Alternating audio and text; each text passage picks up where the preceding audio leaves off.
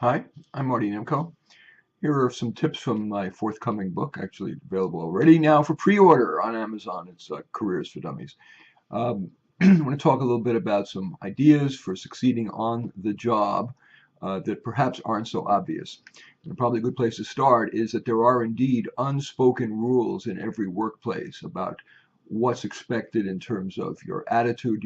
Something as basic as, do you communicate by email or by walking over or by phone?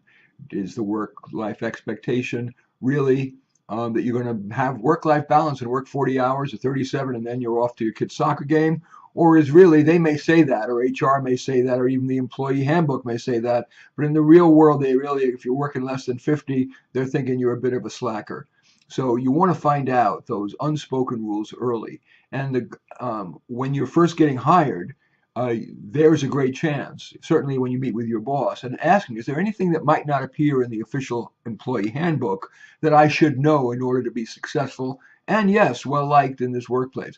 You might also ask that of other folks that you might meet with formally or informally, whether it be in the break room or specifically, I do recommend normally that you do set aside a little time to invite people out to coffee who are your coworkers, supervisees, bosses. You don't need to take it to too far an extreme, but in the course of that conversation, one of those great questions might indeed be, what should I know about this culture that might not appear in the employee handbook?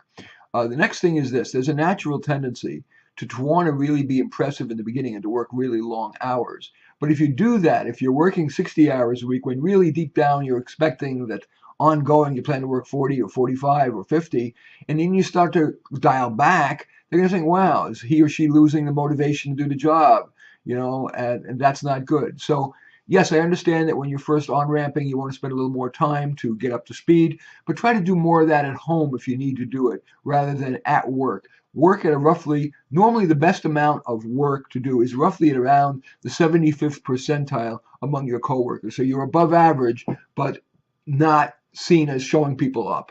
That'll allow you a measure of work-life balance.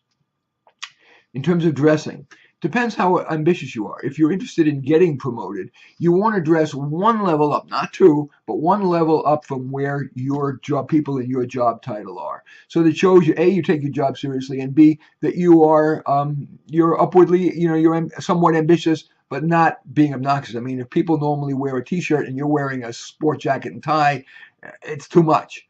Okay. Next, another early thing to do when you're on the job is to develop a power map.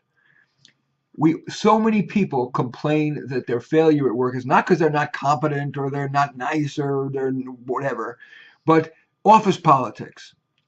I think that's invoked more often than is the case, but it's certainly true some of the time. What you want to do early on in the first week or two, try to understand where the power is. And it's not just the official org chart. Sometimes an administrative assistant can have disproportionate power. So you want to actually privately, of course, have this little map out of where the power is and make sure that you're at least neutral to, if not on the positive side, of everybody who's in power. This is a little controversial, but I believe it's true. If you're too nice, it's easy to get taken advantage of.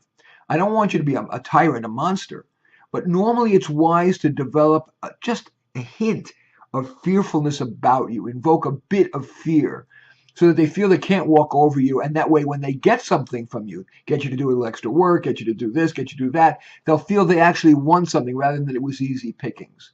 And the way you can do that is not smile all the time, not constantly, how are you, how's the kid, how's the quinceanera, how's the bar mitzvah, whatever, but rather be cordial, but be a little restrained in terms of how much positive emotion you give out, how much praising you give.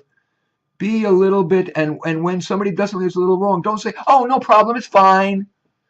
What that really does is it legitimates their feeling that they can really step all over you.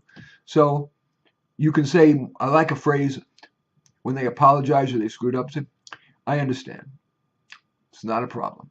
But that tone suggests that it could be a problem if they continue. So a measure of fear is not a bad thing. Whether you're a boss or you're a supervisee, that's a good idea.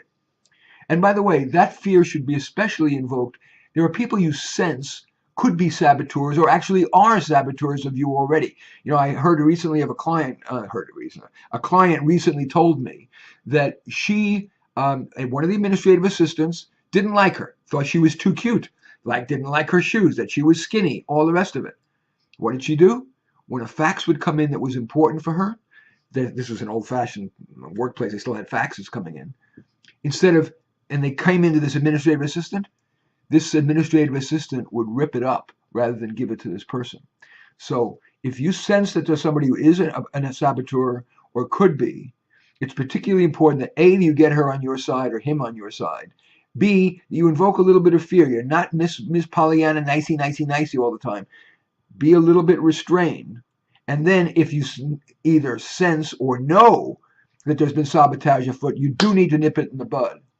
And you don't need to run right away to the boss, but you might well want to say, I heard something, and I don't know if it's true or not, but I heard that when faxes for me come in, they don't always get to me. Please take some extra care to be sure that they do, because I'm not going to, that is hurting my work performance too much, and I can't let that go on. That's a veiled threat, and the person won't admit it at that point, even if she or he did it, but you put that person on notice. That's how you can invoke a measure of fear without seeming like you're too heavy-handed. And finally, a little tip I like very much, especially when you're new on the job, but even in general. When there is an agenda item that gets discussed, it's normally wise to wait until everybody else has had their say for a number of reasons. Number one, that prevents you from making a stupid comment because their comment's made of that comment you were going to make. Maybe they explain why yours would have been a stupider idea.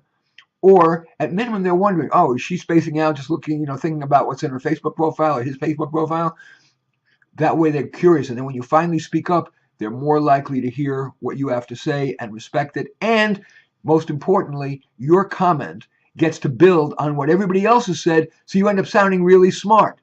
The only risk there is, of course, that your idea could have been shared by somebody else, but it's not all about you getting credit. So when day is done, you're being the last person, usually, to comment on an agenda item is normally smart. Those are a few tips on how to succeed on the job from my new book, Careers for Dummies. It's available for pre-order on Amazon. Thank you very much for watching. I am Marty Nemko.